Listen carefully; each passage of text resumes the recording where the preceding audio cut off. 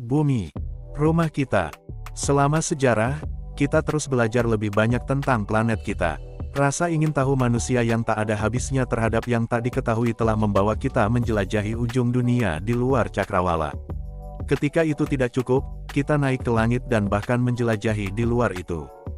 Tetapi ada satu tempat yang masih menjadi misteri, tempat di mana kegelapan menghadirkan makna baru untuk kata lautan. Otak Katro telah merangkumnya untuk Anda semua.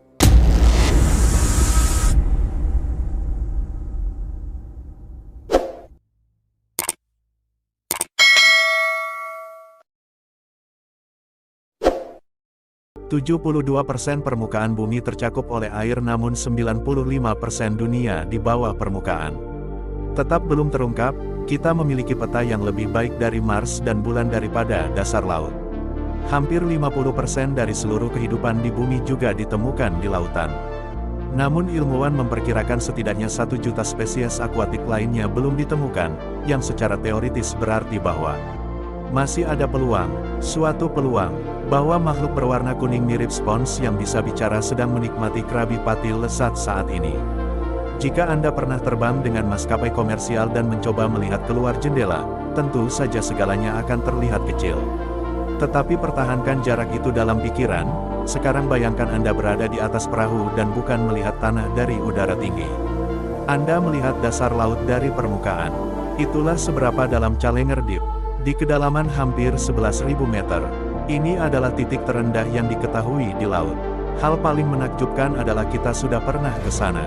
Manusia benar-benar menyentuh dasar tempat ini, dan bukan hanya itu, kita melakukannya pada tahun 1990. Itu lebih dari 50 tahun yang lalu sekarang.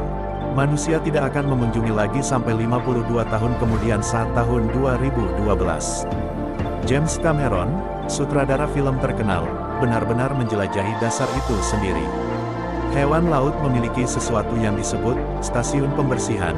Di stasiun ini ikan, hiu, penyu, aku suka kura-kura, dan kehidupan akuatik lainnya bertemu untuk dibersihkan oleh udang kecil dan makhluk mirip ikan lainnya. Ketika hewan mendekati stasiun pembersihan itu akan membuka mulutnya dan memposisikan tubuhnya sedemikian rupa sebagai isyarat bahwa ia membutuhkan pembersihan. Ikan pembersih kemudian akan menghilangkan dan memakan parasit dari kulit, dan bahkan berenang ke dalam mulut dan insang ikan yang sedang dibersihkan. Selama beberapa dekade ilmuwan telah melacak lagu misterius yang terdengar di kedalaman laut. Suara seperti lagu telah diidentifikasi sebagai milik seekor paus jantan tunggal. Mencoba berkomunikasi dengan yang lain, masalahnya adalah bahwa ia menghasilkan suara pada frekuensi sekitar 52 Hz, tetapi kebanyakan spesies paus lainnya menyanyi pada frekuensi yang jauh lebih rendah, antara 15 dan 25 Hz.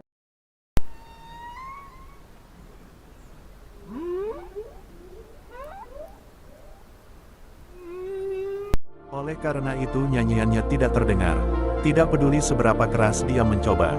Dan itu dinamai paus paling kesepian di dunia, yang kebetulan terdengar seperti judul yang sempurna untuk film Pixar. Diperkirakan sekitar 3 juta kapal karam sekarang beristirahat di dasar laut.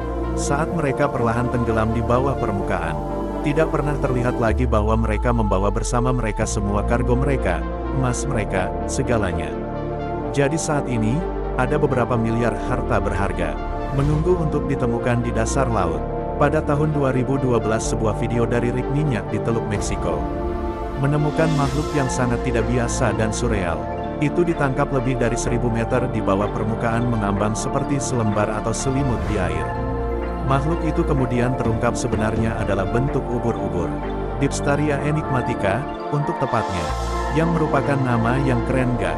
Tidak banyak yang diketahui tentang hewan selain bahwa ia hidup pada kedalaman antara 1000 dan 2000 meter. Ada sesuatu yang disebut gigantisme laut dalam, dan itu, persis seperti namanya, ini adalah kecenderungan bagi hewan laut dalam untuk menampilkan ukuran yang lebih besar dari kerabat lebih kecil dan lebih umum. Contohnya adalah gurita raksasa dan kolosal. Kolosal adalah yang lebih besar dari keduanya dan bisa tumbuh hingga 14 meter panjangnya. Panjang rata-rata bas. Contoh lainnya adalah kepiting laba-laba Jepang dengan rentang kaki maksimum hampir 4 meter. Ada juga ikan oarfish raksasa yang dapat tumbuh lebih dari 17 meter. Dan isopod raksasa yang terlihat sangat besar. Dibandingkan dengan kerabat kecilnya, tidak diketahui dengan pasti apa yang menyebabkan ukuran makhluk-makhluk ini meningkat.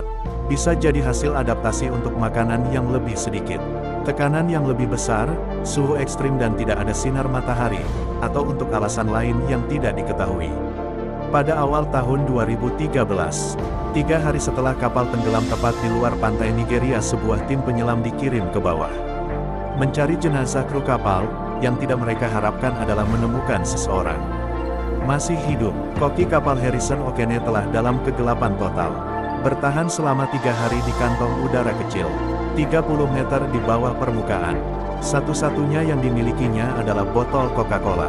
Penyelamatannya juga direkam dan menjadi viral sejak itu. Segitiga Bermuda telah lama dianggap sebagai tempat misterius dengan aktivitas aneh, paranormal. Tempat di mana kapal dan pesawat sama-sama bisa menghilang tanpa jejak.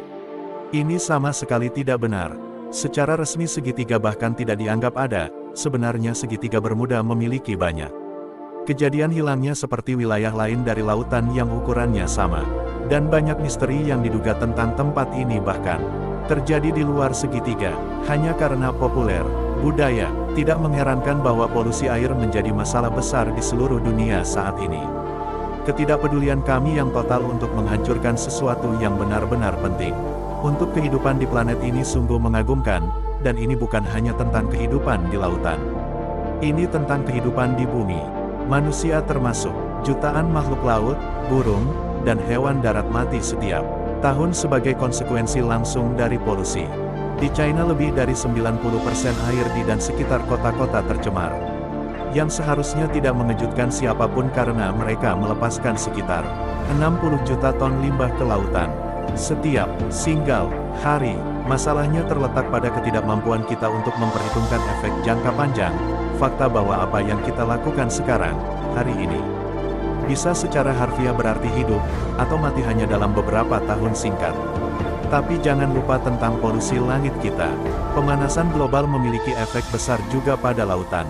Sekitar 30% hingga 40% dari karbon dioksida yang kita lepaskan ke atmosfer melarut ke dalam lautan, sungai, dan danau. Ini bereaksi dengan air untuk membentuk asam karbonat dan memulai proses yang disebut aserifikasi lautan, di mana secara perlahan namun semakin mengubah lautan kita menjadi asam.